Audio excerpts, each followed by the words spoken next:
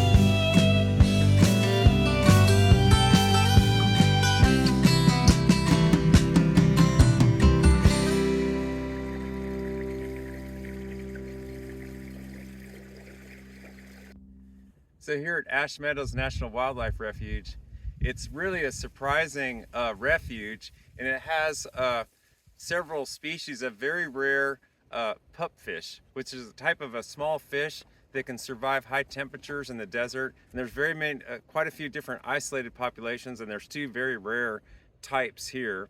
And just recently we saw some where the males, you can see the little blue part of their tail because they're heading into the reproduction cycle, and so you can tell the males apart from the females. The males have a little blue. But this refuge is it's really amazing. There's so much here as far as rare plants and flowers, a lot of different migratory birds, and the rare fish. It's really amazing. Not only that, we're going to try to get up to the Devil's Hole today, and that is an interesting land formation. And that Devil's Hole, it is, I think they say that they know it's over 500 feet deep, but I've seen other things where divers have gone down and measured and so forth. So it's probably over 900 feet deep, but the fact is nobody knows for sure how deep this Devil's Hole is. Basically, the Devil's Hole is just like it's almost like a shaft that opens into the earth and goes very deep into the earth, and there's water coming up through there. So there's a lot of conjecture, like where's the water coming from and where's it going and so forth. And there's been some incidences and accidents where people have dove in there or drowned and so forth, and they really don't know how deep it is. But the amazing thing is with the Devil's Hole is it's got its own little population of pupfish, and the pupfish that live there are a unique type, and I believe they're one of the rarest, if not the rarest invertebrate in the world. They got down to about 35 fish at one point, but now that they're got up, I think, to about 500, so they're pretty stable right now. But after it was after one of the earthquakes that happened, that it's so strange, this Devil's Hole where this pool is, that the water, even if there's an earthquake in another part of the world, the water sloshes in this thing like a bathtub. And so it's people are wondering if it's, you know, connected some way subterranean throughout the world somehow, where there's earthquakes and it affects this pool. So it's a really unusual pool. But after that last earthquake with the pupfish, it caused them to want to reproduce. So they went from just like 35 to like back up to 500. I think they were feeding them a little bit, helping them along too. But unfortunately, the whole Devil's Hole, it's got to be fenced off, because there were some people that, you know, I guess had been drinking or whatever, and they went in there and caused some problems and whatever, and caused some problems for the fish. So they had to keep it all, fenced off. And so we can go and look in there, but we can't really get close enough to get in the water to see them. But you can go online and see some other information about the pupfish that are in the Devil's Hole. But I thought that was amazing. There's this hole that they don't know how deep it is, and that whenever there's an earthquake around the world, this water sloshes around and affects these fish. So it's really amazing and something surprising that's here at the refuge.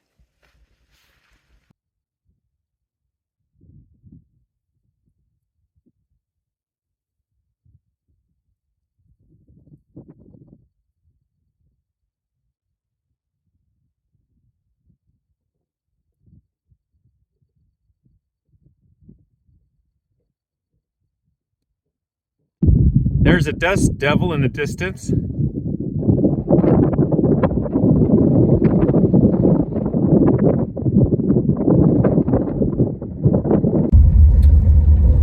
Heading over towards Devil's Hole, about a mile away.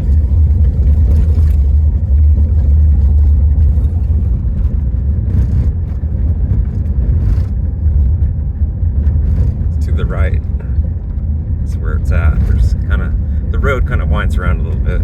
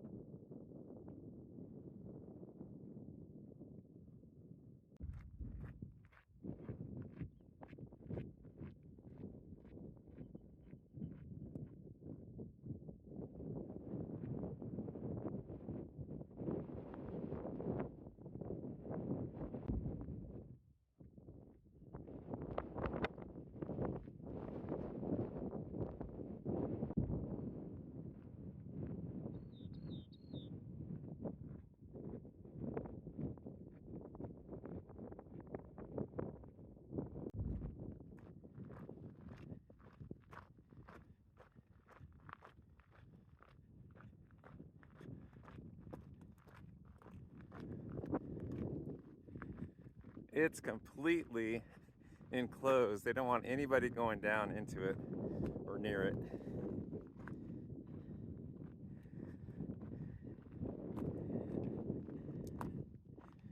Here's the observation platform.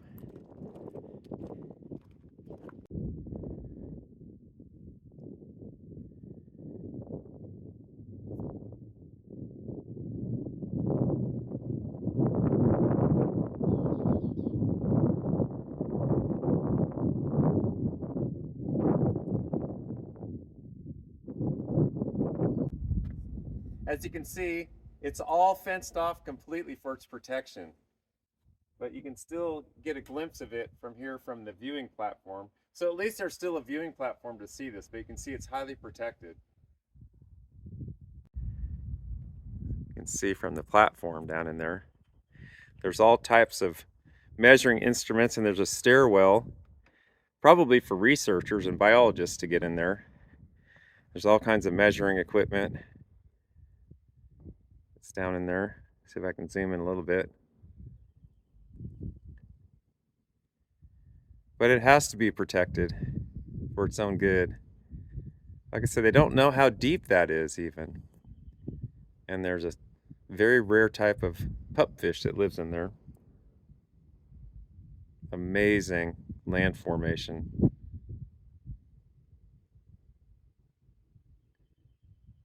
Well, they say that Lake Tahoe is about 1,600 feet deep. My guess is it's probably over 2,000 feet. That's just my personal guess, but nobody knows for certain. They haven't been able to measure it. It's hard to see anything because of this cage here, but there's some cactus on the side of the cliff, and there's some desert mallow. That's the orange flower that's blooming. And we've seen several little birds that were flittering around the edge of the cliff. And we're just taking this opportunity to film right now because it was really blustery and windy in the desert as it does. But there it is.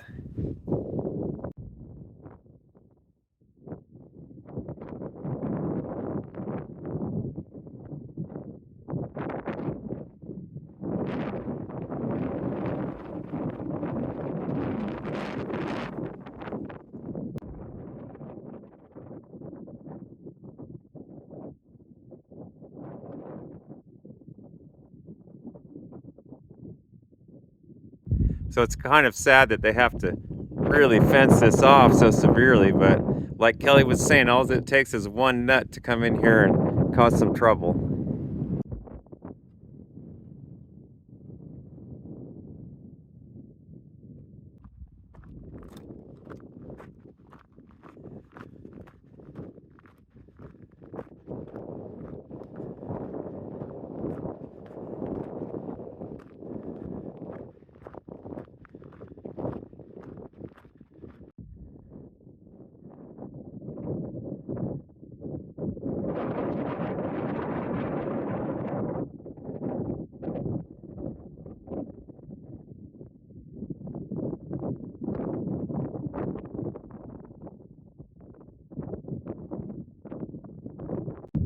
Lots of those barrel type cactus inside of the mountain.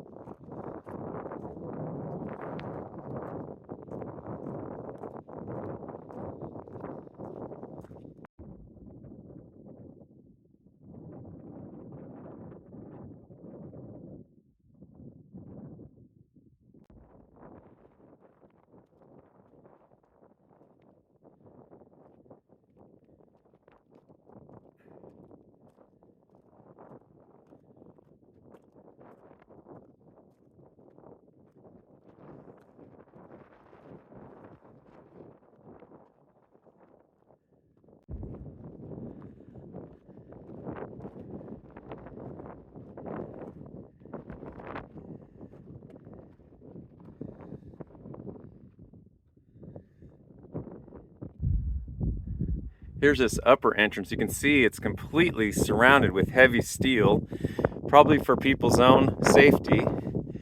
and you can see if you were to fall in that hole, how difficult it would be to rescue you. And there's no way to get out really with maybe a rope or a steel cable to get you out of there, but that would be a very dangerous situation.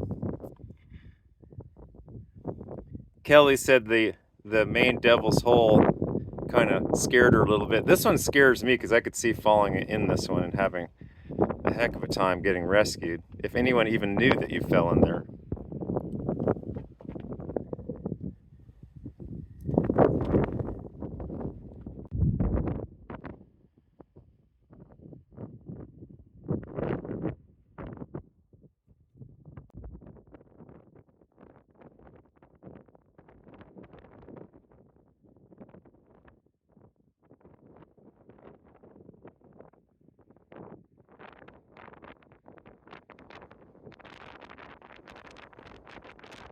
There's an antenna and of course security cameras, but I'm thinking that antenna probably has to do with some type of a measuring station, a scientific measuring station of some type. Geologic measuring, maybe for earthquakes and different things. I'm sure they watch this site. People that keep track of the earth kind of watch this site.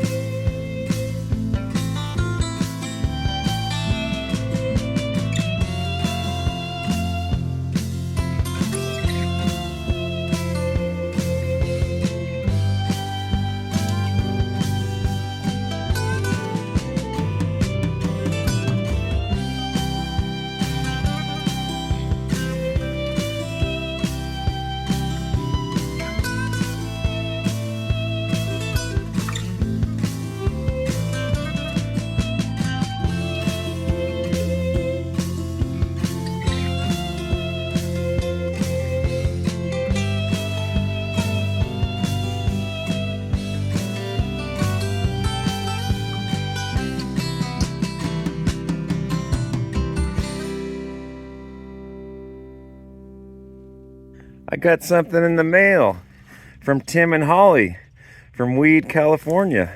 Wonder what's in here. Huh.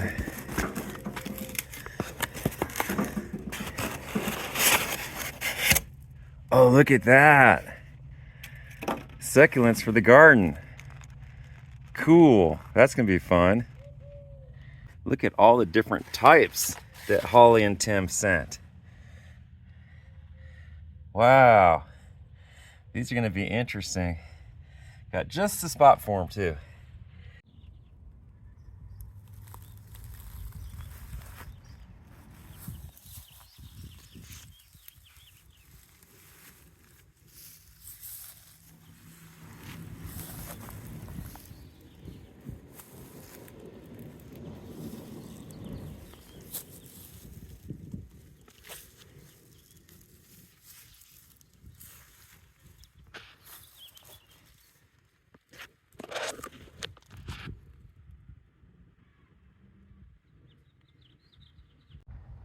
That's a pretty hawthorn tree blooming in Hawthorne, Nevada.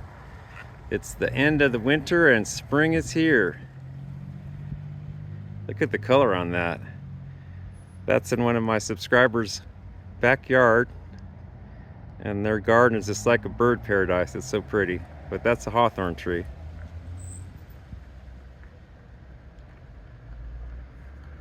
You can see how my grape arbor is turning out, and some of them are already up and growing.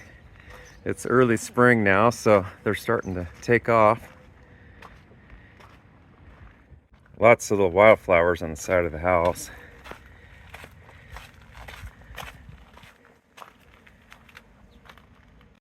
I just planted that one. That's why that bucket's there. It's trying to shade that a little bit. And you can see how it's coming out. It's not done yet, but it's getting there. I couldn't have done it without my friend Tom in Hawthorne who helped me move some of those 16-foot boards, and we put those up there. So I'm training them up to the wires, and then to tighten these wires, you just take this little tool like that. It goes in like that, and you can tighten up the wire as it slacks off over time. That's going to be a peony garden right there, and this will be all the shade right in here once it's done. And then this grapevine here will come in the middle. I'm going to take a table, cut the table in half, and then have it come up through the table and then shade it. So far I'm liking how the arbor's coming out. It's got some more wood to go on it, but it's a start.